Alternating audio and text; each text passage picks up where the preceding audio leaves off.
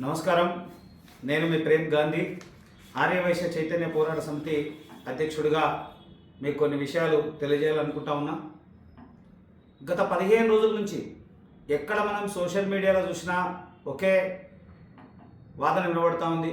Go back Marwadi, Marwadi రాష్ట్రం నుంచి వెళ్ళిపోవాలి అనేటువంటి నినాదం చాలా బలంగా వినబడుతూ ఉంది. భిన్న అభిప్రాయాలు దాంట్లో కూడా. అసలు జరిగింది ఏంది ఉన్నదేంది అనే అంశం మీ అందరికి కూడా తెలియజేయాలనేటువంటి ఉద్దేశంతోనే మాట్లాడుతూ ఉన్నా. ప్రధానంగా సికింద్రాబాద్లో ఇద్దరి మధ్యన జరిగినటువంటి సంఘటన ఇది. సికింద్రాబాద్లో ఇద్దరు వ్యక్తుల మధ్యన జరిగినటువంటి సంఘటన ఈ స్థాయికి వచ్చింది. ఆ ఇద్దరి మధ్యలో జరిగినటువంటి సంఘటన ఏంటి అంటే దురుసుగా ప్రవర్తించడం, మార్వాడి అయినటువంటి వ్యక్తి అవతల వ్యక్తి మీద దురుసుగా ప్రవర్తించడం, దాడి చేసేటువంటి ప్రయత్నం చేయడం, దాడి చేయడం. చిలికి గాలివాన అయినట్టు ఆ విషయం ఇలా రాష్ట్ర వ్యాప్తంగా చర్చించుకునేటువంటి అంశం వరకు అయింది. ఆ విషయం పక్కన పడ్డది. మేము కూడా దాని మీద పెద్దగా ఏం స్పందించలేదు. నేను ఒక వైశ్య సంస్థగా, వైశ్య సంఘం మేము కూడా పెద్దగా ఏం స్పందించలేదు. దాని మీద మేము ఎక్కడ డిస్కస్ కూడా చేయలేదు. కానీ ఎప్పుడు మాట్లాడాల్సి వచ్చింది, ఎప్పుడు స్పందించాల్సి వచ్చింది అనేటువంటి అంశం వచ్చినప్పుడు చాలా డీప్గా డిస్కస్ చూస్తే దాని తర్వాతనే స్పందించేటువంటి పరిస్థితులు, స్పందించేటువంటి వాతావరణం ఆసక్తి అయింది. దానికి గల కారణాలు, ఆ ఇద్దరు వ్యక్తుల మధ్యన చర్చ జరిగింది. ఇద్దరు మధ్యలో జరిగినటువంటి సంఘటన, దాన్ని ఖచ్చితంగా ప్రభుత్వం వారి మీద కేసులు తీసుకోవాల్సినటువంటి అవసరం ఉంది. చట్టపరమైనటువంటి శిక్షించాల్సినటువంటి అవసరం ప్రభుత్వం మీద ఉంది. అది ప్రభుత్వం చూస్తుంది. ప్రభుత్వం సంబంధించినటువంటి అంశం అది ఆడవరకు ఓకే. ఆ విషయం మీద ఎవరో గాయకుడు, తెలంగాణ గాయకుడు ఒక పాట పాడడం, దాని మీద మార్వాడి సామాజిక వర్గం కేసు పెట్టడము, ఆ వ్యక్తిని అరెస్టు చేయడమా లేకపోతే పిలిపియడం ఏదో జరిగింది. అది కూడా తాత్కాలికంగా జరిగే అన్ని విషయాల్లో జరిగేటువంటి సంభాషణ వరకు ఆ వరకే జరిగింది. అప్పుడు మాత్రమే కొంతమంది సోషల్ మీడియాలో అక్కడిక్కడ మాట్లాడుకున్నారు. ఆడవరకు ఓకే. కానీ జరిగిన సంఘటన ఏంటంటే మరొక వ్యక్తి ఇదే మార్వాడి విషయమై, మార్వాడి సంస్కృతిపై, దాని మీద మార్వాడి కల్చర్ అనేటువంటి అంశం మీద ఒక వ్యక్తి మాట్లాడినప్పుడు ఎవరైతే తెలంగాణ శ్యామ్ అనేటువంటి వ్యక్తి, ఆ పూర్తి పేరు శాంసన్ ఎక్సెట్రా ఏదో అంటా ఉన్నారు, ఆయన మాట్లాడినప్పుడు దానికి ప్రతిస్పందనగా అక్కడ ఉన్నటువంటి వ్యక్తి చాలా దుర్భాషలో మాట్లాడుకుంటూ ఇష్టానుసారంగా మాట్లాడడం సమంజసమైన పని కాదు. అది ఏ స్థాయికి వచ్చిందంటే ఇలా ఉద్యమానికి దారి తీసేటువంటి స్థాయికి వెళ్ళింది. దీన్ని మనం పూర్తిగా అందరూ గమనించాలి. ఒకవేళ నిజంగా కూడా ఈ అంశం మీద ఉంది అనుకుంటే ఎవరైతే మార్వాడి లేదా సింధీ అనుకుందాము, రాజస్థానీ అనుకుందాము, గుజరాతీ అనుకుందాం, వీళ్ళంతా తెలంగాణ రాష్ట్రంలో మాకు సంఘం ఉంది అని చెప్పి మాట్లాడిన ఒక పెద్ద మనిషి ఉన్నాడు. వారు ఒకవేళ ఏమైనా జరిగితే పబ్లిక్గా ప్రెస్ మీట్ పెట్టి జరిగిన సంఘటన ఇద్దరు వ్యక్తుల మధ్య జరిగింది, దానికి మీరు ఇట్లా ప్రాంతీయ భేదాన్ని రుద్దాల్సినటువంటి అవసరం లేదని చెప్పి దాన్ని పులి స్టాప్ పెట్టే అవకాశం వరకు ఉంటుండే. కానీ అది చేయకుండా ఎవరు ఫోన్లు మాట్లాడితే వాళ్ళ మీద ఇష్టానుసారంగా మాట్లాడడం, దాడులు చేస్తానడము, నువ్వెంత నీవేంది అనేటువంటి ఇష్టానుసారంగా మాట్లాడే వరకు ఇలా తెలంగాణలో ఉన్నటువంటి చాలామంది ఆ విషయం మీద కదిలి మాట్లాడేటువంటి పరిస్థితులకు దారితీసింది. ఇవన్నీ ఒక కోవకు జరుగుతూ ఉంటే అసలు నిజంగా కూడా మార్వాడీల వల్ల జరుగుతున్నది ఏంది అనేటువంటి అంశం చూసుకుంటూ పోతే 2007, 2005, 6, 7 ప్రాంతాల్లో ఉన్నటువంటి మార్వాడీస్ కానీ ఇప్పుడున్నటువంటి మార్వాడీస్ని మీరు పూర్తి స్థాయిలో చూస్తూ ఉంటే వాతావరణం పూర్తి స్థాయిగా మారిపోయింది. మేము ఎవరికి వ్యతిరేకం కాదు. అందరం కలిసి భారతదేశం పౌరులం, అందరం కలిసి అన్ని చోట్ల నుండి అంతా వ్యాపారం చేసుకుంటుండాలి. కానీ వ్యాపారం చేస్తూ ఇక్కడనే స్థానికంగా ఉండేటువంటి వ్యక్తుల మీద వారినే భయప్రాంతం చేసి వారినే దాడి చేసేటువంటి సంస్కృతి మంచిది కాదు. దాన్ని తీవ్రంగా ఖండిస్తున్నాం. అలాగే ఇక ఆర్యవైశ్యుల పరిస్థితికి వస్తే మీకు చాలామంది పాత వాళ్ళు ఉన్నారు, మీరందరూ కూడా గమనించారు. మార్వాడి సోదరులు కూడా ఉన్నారు. సరే మీ ఊరి గ్రామాల్లో ఎట్లుందో తెలియదు. ఇక్కడ నేను చెప్తా, తెలంగాణలో 100 సంవత్సరాల నుంచి ఉన్నటువంటి కిరాణా షాపులు ఉన్నాయి. 100 సంవత్సరాలు. అప్పట్లో గ్రామీణ వాతావరణంలో కిరాణా షాప్ అంటే ఒక కిరాణా షాపే కాదు, మెడికల్ షాప్ కూడా కిరాణా షాపే, ఫర్టిలైజర్ షాప్ కూడా కిరాణా షాపే, బట్టల షాప్ కూడా కిరాణా షాపే, పూజా స్టోర్ కూడా కిరాణా షాపే, ఇప్పుడున్న మిల్క్ పార్లర్ అది కూడా కిరాణా షాపే, హార్డ్వేర్ షాప్ కూడా కిరాణా షాపే, ఎలక్ట్రికల్ షాప్ కూడా కిరాణా షాపే. అన్నీ మమేకమైనటువంటి వ్యవస్థ, అన్నీ మమేకమైనటువంటి వ్యాపారం ఏముందంటే అప్పట్లో ఉన్నటువంటి వైశ్యులు, కోమట్ల వ్యాపారం, షావుకారుల వ్యాపారం. ఎందుకంటే గ్రామీణ వాతావరణంలో ఉన్నప్పుడు ఎలక్ట్రికల్ షాప్ కాదు, ఎలక్ట్రికల్కి అవసరం ఉండేటువంటి చిన్న చిన్న వస్తువులంతా కూడా మా షాపులు వైశ్యుల దగ్గరనే దొరుకుతుండే. ఉదాహరణకు ఒక రాఖీ పండుగ వచ్చిందనుకోండి, వైశ్యులు ఒక 5 కిలోలు 20 కిలోలు 30 కిలోల స్వీట్స్ తయారు చేసి స్వీట్స్ ఆడనే అమ్మేస్తుండే. పండుగలు వచ్చినాయి, దసరా దీపావళి టైంలో ఒక లోడు లేదా ఒక 100 బస్తాలు 50 బస్తాలు సున్నము, డోర్లకు అవసరం ఉండేటువంటి కలరు, చిన్న చిన్న కూడా అవి కూడా తెచ్చుకొని పెట్టుకుంటా ఉండే. ఫెర్టిలైజర్ సపరేట్ షాపులు ఏం లేవు ఆ రోజుల్లో. ఫెర్టిలైజర్ కూడా వైశ్యుల సంస్థల్లోనే ఉండే, వైశ్య వ్యాపార సంస్థలు ఉన్నటువంటి కిరాణా షాపులలోనే ఉంటుండే. ఇన్ని సంవత్సరాల చరిత్ర ఉన్నటువంటి వైశ్యుల వ్యాపారం ఇలా కనుమరుగయ్యేటువంటి పరిస్థితి వచ్చింది. దానికి కారణం ఇక్కడ ఉన్నటువంటి ప్రభుత్వాలే అనుకోవాలి, లేదా కార్పొరేట్ కల్చర్, లేదా ఉత్తరాది రాష్ట్రాల నుంచి వచ్చినటువంటి వర్గాలు. మారుమూల ప్రాంతానికి కూడా పాకిపోయింది. ఉదాహరణకు వేసుకుందాం, పట్టణ ప్రాంతాల్లో ఇలా పట్టణ ప్రాంతాల్లో చిన్న పట్టణ ప్రాంతాలు లేదా పట్టణ ప్రాంతాల్లో కూడా చూసుకుంటే ఈ కార్పొరేట్ కల్చర్ ఏదైతే డిమార్ట్, మోర్ కానీ లేదా రత్నదీప్ కానీ ఇలాంటి కార్పొరేట్ కంపెనీలకు సంబంధించినటువంటి వ్యాపార సంస్థలు ఒక్క డిమార్ట్ వచ్చి వందల మంది చిన్న వ్యాపారులు, చిన్న కిరాణా షాపుల కడుపు కొడతా ఉంది. ఒక్క షాపు రోజుకు 20,000 15,000 30,000 అమ్మేటువంటి షాప్ ఉంటే ఇక్కడ డిమార్ట్ ఒక్కటి వచ్చి ఒక్కరోజు 15 లక్షలు 20 లక్షలు 50 లక్షల వ్యాపారం చేస్తుంది.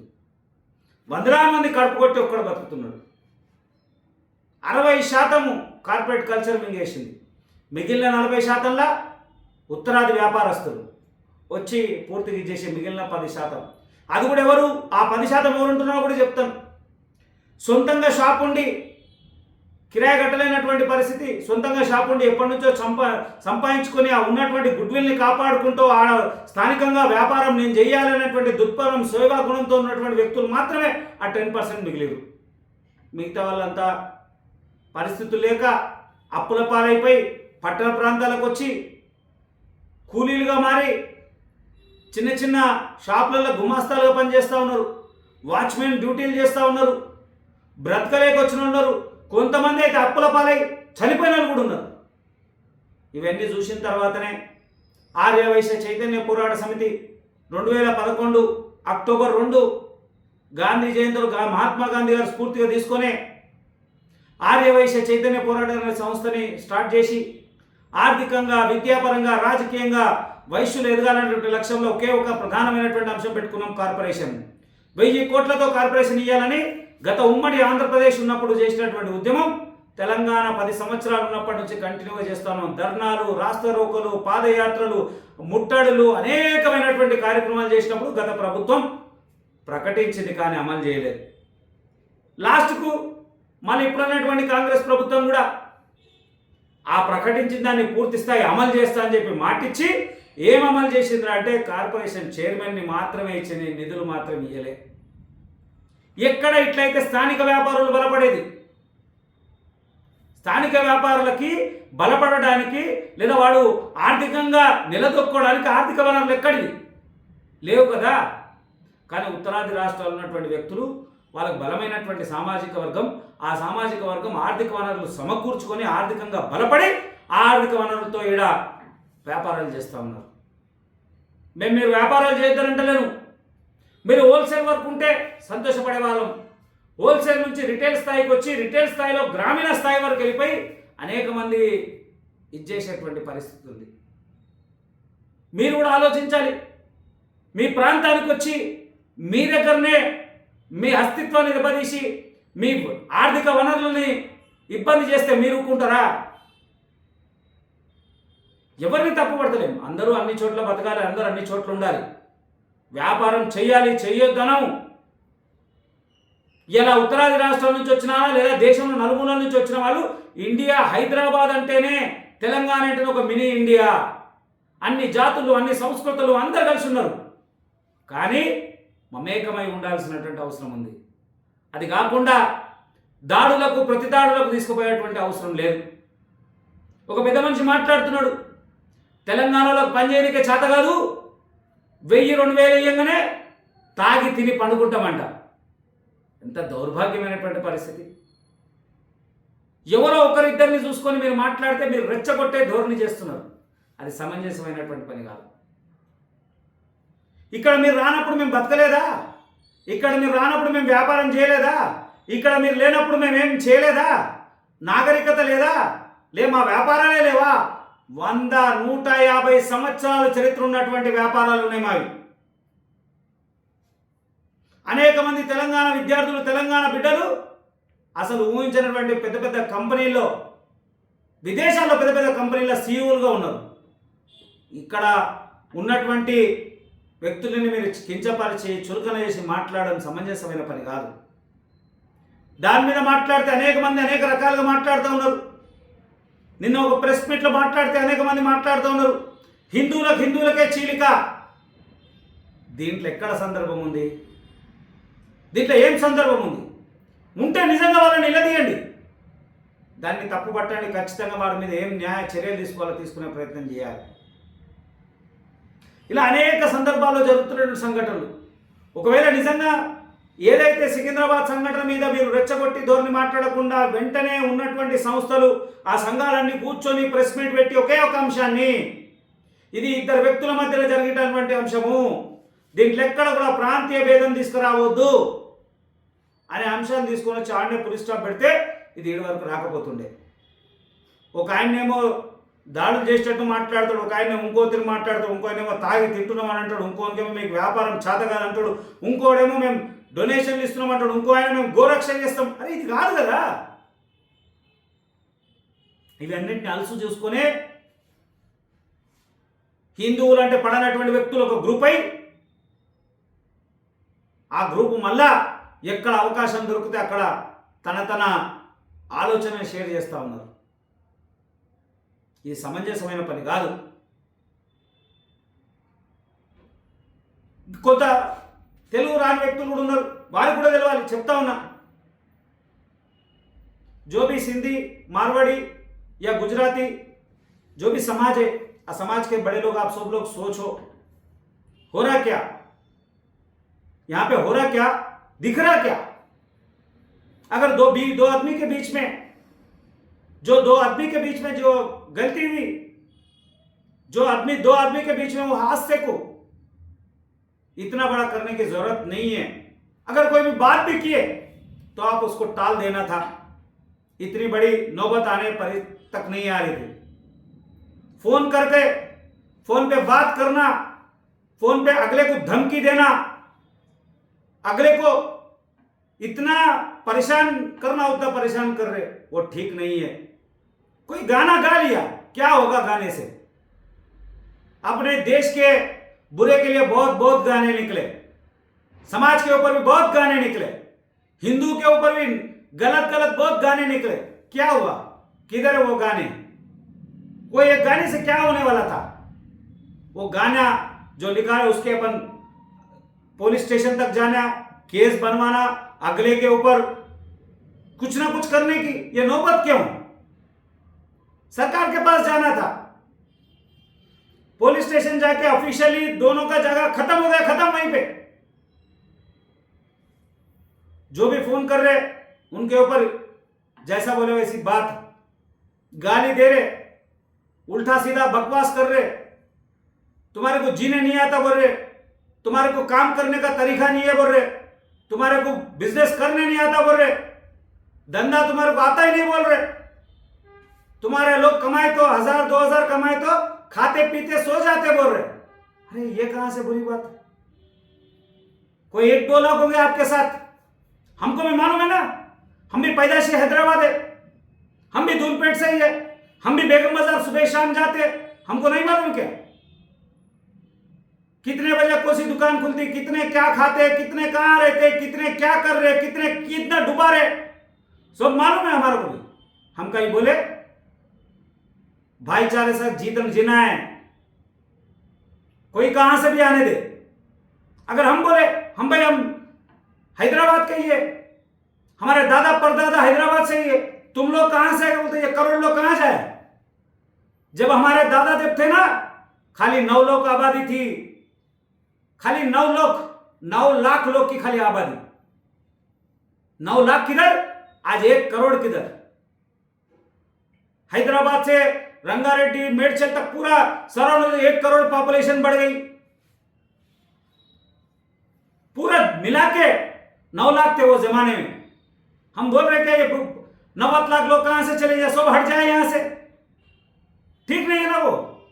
हम आपके बुरा कभी चाहते नहीं है, मगर समाज के आप भी जो भी बड़े लोग हैं सोच समझ के बात किया करना। छोटी बात भी बहुत बहुत दिक्कत होने की बात है, मन को बहुत तकलीफ होने की बात आप बोल रहे, वो ठीक नहीं है। यहां पे जो लोग रहते वो लोगों के ऊपर आप मनमानी कर दे रहे, मनमानी बोल दे रहे, ठीक नहीं है। सोचो एक बार, देश में कहां से कहां भी चले जाते। कोई तेलंगाना से जम्मू कश्मीर में जाके कारोबार करेगा, कोई जम्मू से यहां पे कारोबार करेगा, यहां से जाके राजस्थान में करेगा। दुनिया में किसको भी कहां पे भी बिजनेस करने का हक है, कहने वो हक के मायने रखना पड़ेगा। वहां की संस्कृति, वहां के जो लोग हैं, वहां का जो व्यवहार है, वो व्यवहार साथ से मिलजुल के रहना है। हम कभी गलती नहीं कर रहे, गलती नहीं बोल रहे। अरे आखिरी यहां तक आ गए कि जहां पे समाज, आपका समाज बढ़ के वहां पे पूरी पार्टी, जो पार्टी, एक ही पार्टी नहीं, या समझो कि पुराना बीआरएस, नया टीआरएस, या कांग्रेस, या बीजेपी, या कोई पार्टी रहने दो, आखिरी में आपको भी चुनाव लड़ने के लिए मौका दे रही ना, आपको भी चुनाव लड़ने में मौका दे रही, आपको भी टिकट दे रही ना। अरे हर एक सुविधा आपको मिल रही, अगले ऊपर बुरा बात करना ठीक नहीं है। मैं तो बहुत जानता हूं, मैं जहां बेगम बाजार या कोटी समझो, आप जामबाग समझो, या कहां पे भी समझो, जो आपके लोग हैं ना, वहां पे काम कौन कर रहे, आप ही के लोग काम कर रहे। हमारे लोग क्या काम कर रहे, ऑटो चला रहे, रिक्शा चला रहे, वहां पे चाय की ठेली है, यहां साफ सफाई कर रहे, नाले साफ कर रहे, या आपके घरों में काम कर रहे, या ड्राइवर कर रहे। अरे इससे ना बहुत क्या होना है, मिलजुल के तो काम कर रहे ना।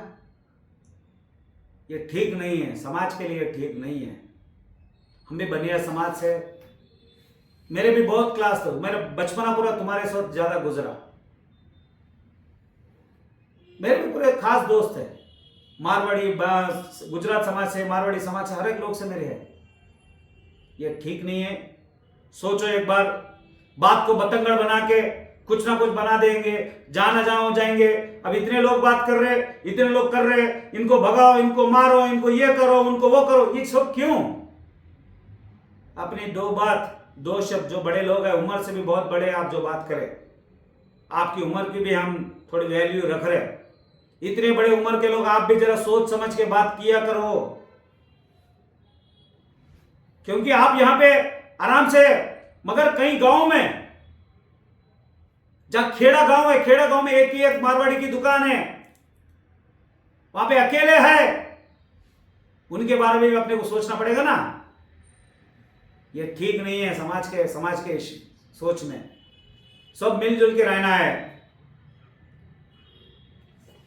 తెలంగాణ రాష్ట్రంలో ఇప్పుడు ఉన్నటువంటి పరిస్థితులు మనం అందరం కూడా అబ్జర్వ్ చేస్తా ఉన్నాం. ఏదేమైనా అందరం కలిసిమెలిసి ఉండాల్సినటువంటి అవసరం ఉంది, దాంట్లో మమేకమవలసినటువంటి అవసరం ఉంది. ఇక ప్రభుత్వాలు అంటారా, ఇలా వాళ్ళు అన్నారు, వీళ్ళు అన్నారు, అదన్నారు కాదు. ముఖ్యంగా ప్రభుత్వాల వైఖరి కూడా చాలా ఖండించాల్సినటువంటి అవసరం ఉంది. గత 10 సంవత్సరాల ప్రభుత్వం ఎక్కడ కూడా సరైనటువంటి వనరు లేక, అభివృద్ధికి అంశాలు లేకుండా ఎక్కడిదక్కడ ఇచ్చేసినటువంటి పరిస్థితి. ఇప్పుడు వచ్చిన ప్రభుత్వం అయినా స్థానికులకు వాటా పెంచండి, స్థానికులకు ఉద్యోగాలకు అవకాశం కల్పించండి, స్థానిక వ్యాపారాలకు ప్రత్యేకమైనటువంటి రాయితీలు ఇవ్వండి, స్థానిక వ్యాపారులకు అవకాశాలు ఎక్కువ కల్పించండి. అలాంటి ప్రయత్నం చేస్తే కొంత బలపడేటువంటి అవకాశం ఉంది. దయచేసి ఎవరిని ఉద్దేశించని కాదు, అందరం భారతీయ పౌరులమే, అందరం కలిసిమెలిసి ఉండాల్సినటువంటి అవసరం ఉంది కాబట్టే ఇవన్నీ విషయాలపై చర్చ. నన్ను బాగా అభిమానించేటువంటి వ్యక్తులు కూడా నన్ను ఈ విషయంలో విభేదిస్తున్నారు. కానీ ఏం చేయాలి? నాకు తెలుసు కదా గ్రామీణ వాతావరణం ఉన్నటువంటి పరిస్థితులు, నేను కళ్ళారా చూసే కదా. వాళ్ళ అప్పుల పాలై ఆత్మహత్యలు చేసుకున్నది నాకు తెలుసు కదా. అప్పుడు ఏ ప్రభుత్వం రాలే, అప్పుడు ఎవడూ మాట్లాడలే, అప్పుడు ఏం జరగలే. చాలా బాధ. దానికోసం కదా కార్పొరేషన్ అని తిరిగింది. 10 సంవత్సరాలు తిరిగిన 1000 కోట్లతో కార్పొరేషన్ అయిన ప్రభుత్వం మాటల వరకు తప్ప 1 రూపాయి గతి లేదు.